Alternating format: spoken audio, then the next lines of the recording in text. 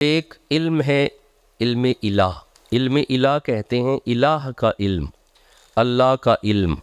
علم الہ حواس خمسہ سے نہیں ملے گا، کیونکہ حواس خمسہ جس تک جائیں وہ ذہن تک پہنچاتے ہیں۔ نہ اس آنکھ نے وہ دیکھا، نہ اس کان نے اسے سنا، نہ اس ناک نے اسے سونگا، نہ اس زبان نے اسے چکھا، نہ ان ہاتھوں نے اسے چھوا۔ اللہ کا علم بھی تو ایک علم ہے، حواس خمسہ اس تک نہیں جا سکتے۔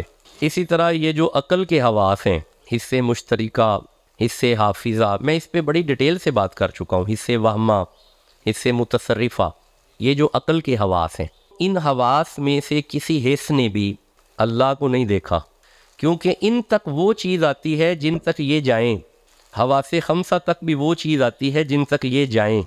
اچھا اللہ تو پھر اللہ ہے، جنت بھی ہے، حواس خمسہ نہیں بتاتے، جنت کا وجود ہے۔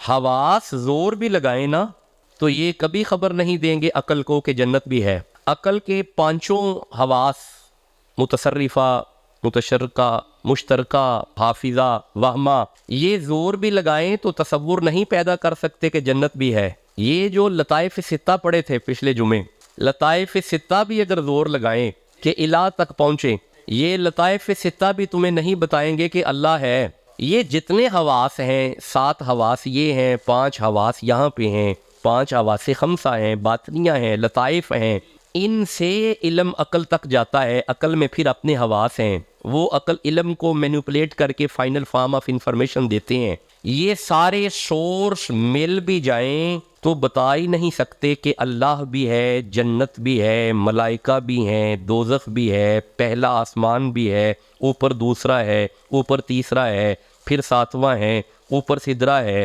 آگے جنت ہے، پھر مرنا بھی ہے، مرنے کے بعد قبر میں جانا ہے، قبر میں کسی نے آنا ہے، تو پھر آ کے سوالات بھی ہونے ہیں، پھر تمہیں قبر سے اٹھانا ہے، پھر ان کی بارگاہ میں لے کے جانا ہے۔